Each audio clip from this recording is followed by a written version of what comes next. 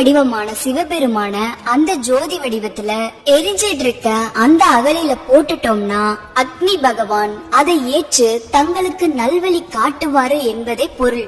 சரி, ஏன் கருப்பண சுவாமிய இந்த 18 படிகள் கிட்ட காவல் தெய்வமா வச்சாங்க? ஏன் ஐயப்பனுக்கு பக்கத்திலேயே வச்சிருக்கலாமேன்னு ஒரு கேள்வி வரும். சொல்ல போனா கிட்டத்தட்ட 18 மலைகளை கடந்துதான் சுவாமி ஐயப்பனை பார்க்க வர முடியும். இந்த 18 மலைகளும் 18 பரிவார தேவதைகளை குறிக்கும். இந்த மலைகளை நாம கடந்து வரும்போதெல்லாம் அந்த 18 பரிவார தேவதைகளோட ஆசி கிடைக்கும். அப்படி இல்லாம நாம வேறு வழியா அந்த 18 மலைகள் வழியா வராம நேரா பம்பை வந்து ஐயப்பன் கோவில பார்க்க வரும்போது இந்த தேவதைகளோட ஆசி கிடைக்காம போயிரும்.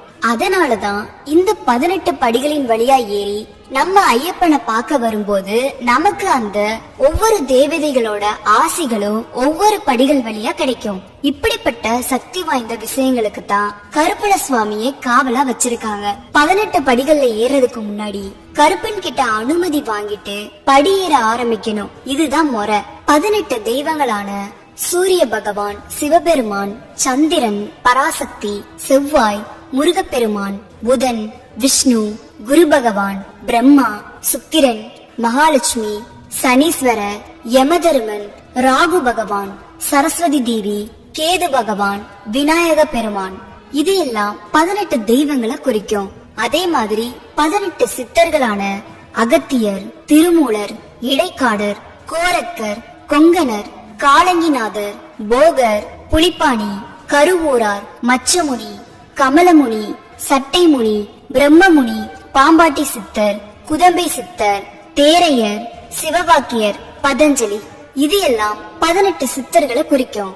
அதே மாதிரி 18 மலைகளான தலைப்பாறை மலை, கால்குட்டி மலை, புதுச்சேரி மலை, கரிமலை, இஞ்சிப்பாறை மலை, நிலக்கல் மலை, தேவர் மலை, பாதமலை, வட்டமலை, சுந்தரமலை, நாகமலை, நீலிமலை, மயிலாடுமலை, மதங்கமலை, சிற்றம்பலமலை, கவுண்டன்மலை, காந்தமலை, இது எல்லாம் 18 மலைகளை குறிக்கும்.